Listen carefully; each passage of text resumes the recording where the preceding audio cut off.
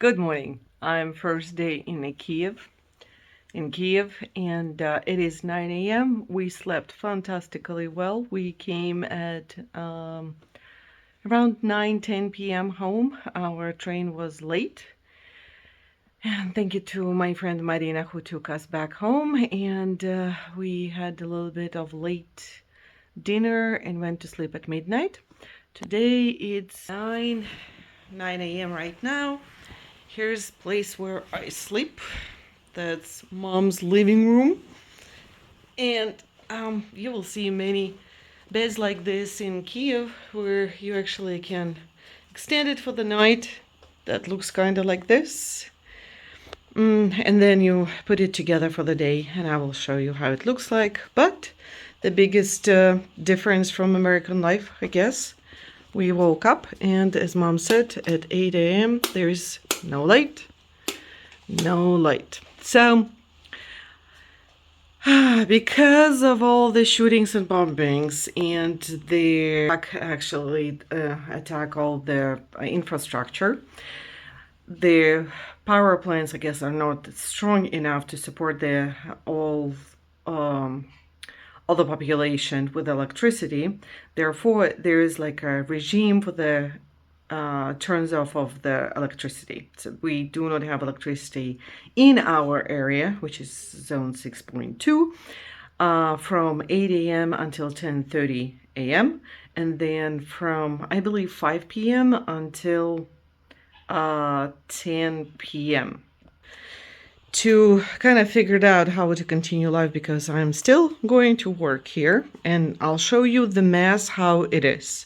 So just for you to understand that there is like no hiding things about things. But okay, so let's see, it's all my stuff, computer stuff. Those I have a lot of power banks. And then we bought this thing, which I don't know yet how to use, but I guess we'll figure out. It's called EcoFlow. And I know it was doing some lights, not doing any lights now. Oh, there it is. There it is. I charged it yesterday. Supposedly it should give me about 8-10 hours of work, which works for me because usually the power off around 5 hours, I think. So, and then my working station, that's mom's old printer, covered in a towel so it's not getting dusty. So my task is now to check whether it still works. And then last visits I bought the monitor and I bought the keyboard, so I'm working here. That's how, let's see, and here's a keyboard that I got, and a mouse. All right, see, and here I'll show you. It's called balcony. That's a very popular thing in a former Soviet Union apartments.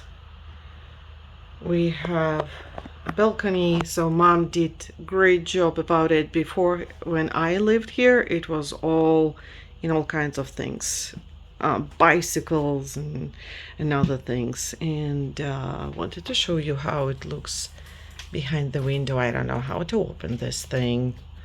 Mom knows I am not very good in it, but see behind it, this is a kindergarten. This is a kindergarten where I went to when I was a little child, but I'll show you a little bit more about it. And now we are waiting for a technician to get our internet done. So hopefully they can do it without electricity. I do hope. But here's the room from another side, and we have the wardrobe there. See, I'm there. I'm staying. It's a little bit reflecting. And this is the largest room in the apartment. Okay, next quest. Brushing your teeth in a darkness. And the solution is flashlight. We brought a couple of flashlights with us so we can kind of move around the apartment when it's dark, because you see, with a flashlight, it's good. Without flashlight, you don't see much. Okay, so let me do some of my brushing. Here's my stuff, all kinds of. Girls, they take a lot of things with them. And the bathroom is really small. But it's cute. It's cute. It's cute. At least we have water. And then mom has a water heater that works actually on electricity, so we cannot warm up water. Your morning routine in the darkness wasn't that bad, actually, as long as you remember where is your flashlight. And I put it on a table, so that's my space. God forbid to forget where I put it. You likely would like to know, what about heating? Okay, so we have centralized heating. Don't pay attention much to this. It's just because we do not live very often in this apartment. It's leaking, but this is central heating. You can actually cut down a little bit on it, but everybody pays basically the cost of the heat is split between many apartments, like over 100. So it's really hot. It's good, and as you see, we have even open windows. This is the thing about the former apartments in the Soviet Union. In winter, usually it's very hot. I kind of against of it because it's a lot of gas, whatever they use, spending on heating. I think it's a gas, and I think it's just not very cost effective to do this. I mean, why would I have open window when it's like? But anyway, at least we have this. But just the day before we arrived, we did not have any heating. So because the Russians did a big damage to infrastructure in Kyiv, so they had to repair it, and they spent about 1 day to repair it. Because of that, we were afraid that we will come and it will be really cold. And to be honest, knowing that it's going to be really a lot of heat, I didn't take much of warm clothes for home, so I didn't know how I would do that. So I will show you. Now we have gas for cooking. Mom already cooking some breakfast. We have oatmeal and boiled eggs. So we had a little bit of trouble to get this running because it didn't want to start, and I think because gas needed to go through the pipes. So at least we have this. So the apartments that have electrical stove, kind of suffer in a way, because if you do not have enough of heat in an apartment, you at least can heat up the apartment with the gas. We did it even when I was here during Soviet Union. Sometimes when they turn on the heating too late, it can be very cold in the apartment. So we would use the stove to heat up. But now people who have electrical stove, they have difficulty to cook, and they have difficulty also to warm up the apartment. And just a little touch, look at those flowers. My cousin gave them to me, so we brought them actually from Budapest. So those are Budapest flowers, they're gorgeous.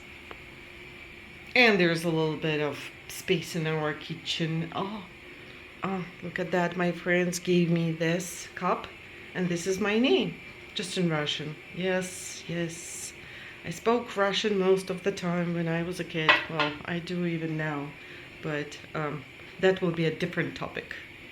Next, internet. So today it's still Thursday, Thanksgiving, by the way. Happy Thanksgiving, although you will see this video likely not during Thanksgiving, but later. It's almost 10 a.m. and we are waiting for the guy to come in and get the internet running for us, because it's disconnected when we are not here.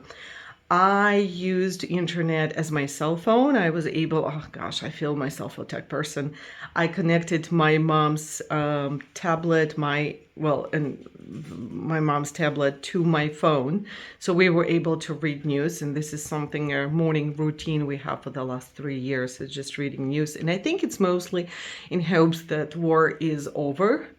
Every day we are hoping for it, and I think every day we open our tablets with hopes, hoping out opening our tablets with hopes to see that war is over, but it never happens. But anyway, we cannot go away from our routine, so we had to read all the news. So we used the internet on the phone. I connected mom's tablet on the phone. We used quite a bit of gigs just to read through everything. But now we are waiting for the guy to set up an internet for us. So we do, they're going to connect to TV as well. And then internet, we do have a battery. And if I'm not mistaken, this is the one. So even if electricity is turned off, we will be able actually to have internet for 2 hours. Now with this EcoFlow thing, I hope we will have internet even for longer. Where last time here, the internet was shut down for about, oh, not internet, but electricity would be shut down for 2 hours only. So we would have enough of that battery. Now we are sitting without electricity. Oh, well, what? Not us yet, because we just came, right? But Ukrainians are without electricity for between 4 and 6 hours. And about 2 days ago, they had only electricity for 15 minutes during the day. So we'll see how it goes, but I hope the guy will be able to set up internet even if we do not have electricity.